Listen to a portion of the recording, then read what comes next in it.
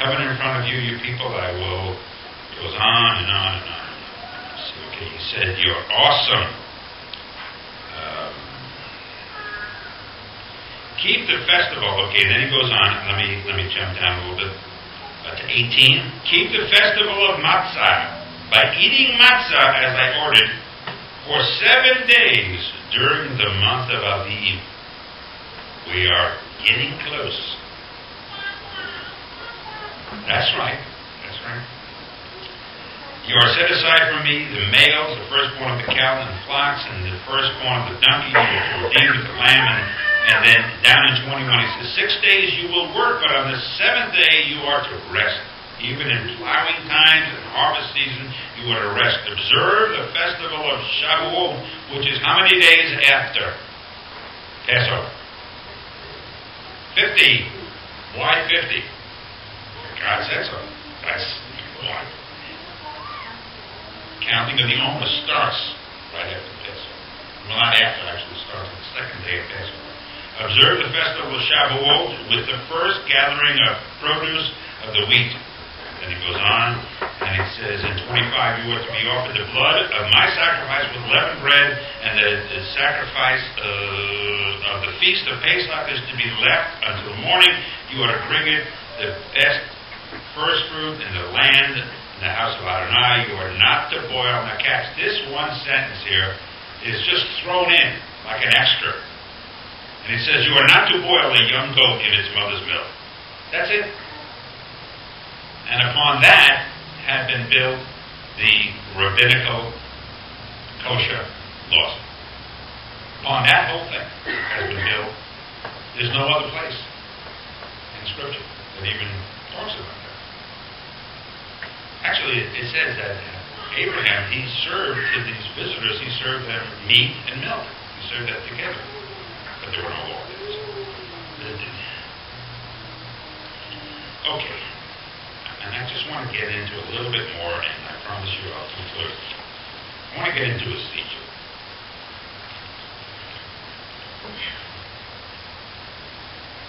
Ezekiel 36.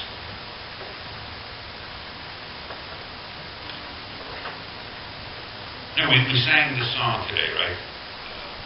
Days of Elijah and Ezekiel. These are the days of Ezekiel. Now, who was Ezekiel? Anybody know? He was a prophet.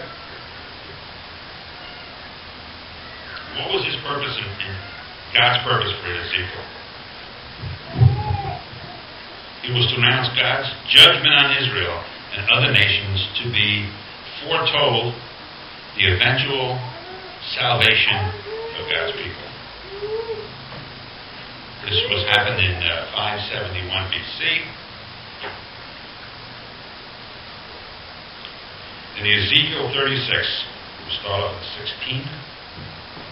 The word of Adonai came to me, you mean, when the house of Israel lived in their own land, they defiled it by their manner of life and their actions. Their way before me was like the uncleanliness.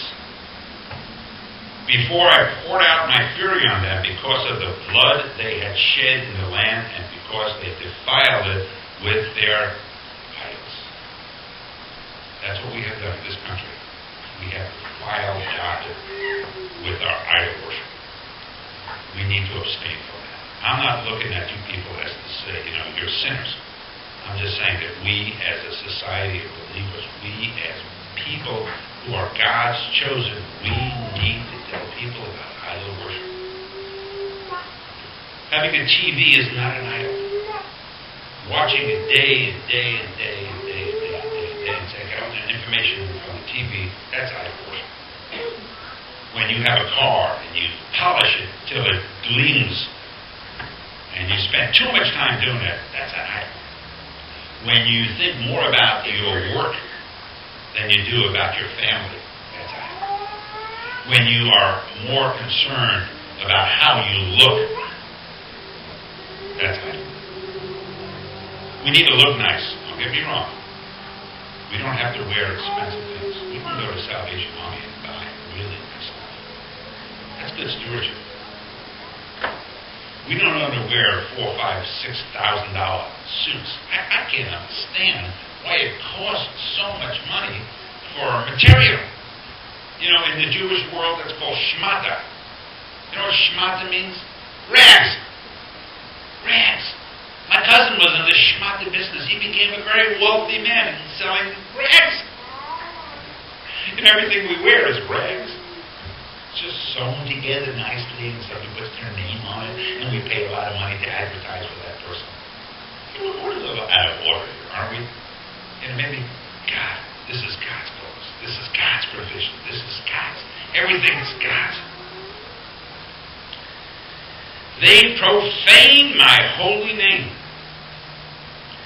Down at 24, for I will take you from among the nations, gather you from the countries, and return you to your own soil. Look at Israel. Then I will sprinkle clean water on you, and you will be clean. I will cleanse you from all the uncleanness, from all your idols. I will give you a new heart, and put a new spirit inside of you. I will take the stony heart out of your flesh and give you a heart of flesh. Not stony, but spirit-filled heart. A heart after God's desires. Is that what you want? That's what I want. I want to get closer to God each and every day in every way that I can.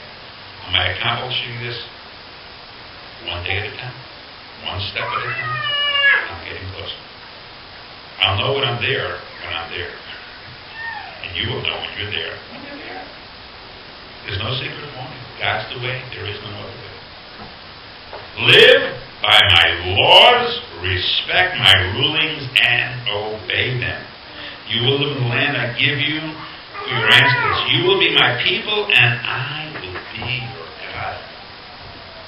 Is that what you want? Is that what you all want?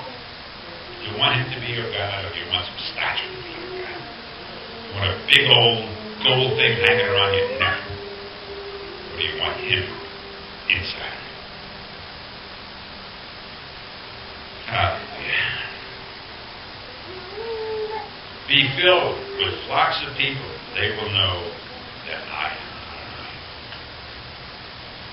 I'm not going to go on any further. I think I got the message.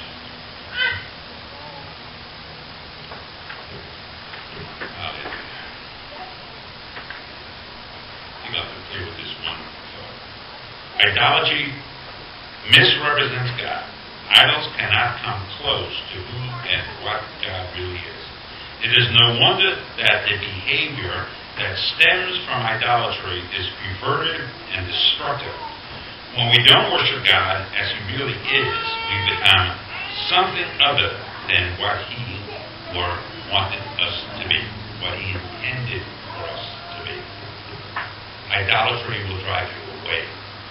Righteousness and holiness will draw you closer. You don't become righteous. He made you righteous.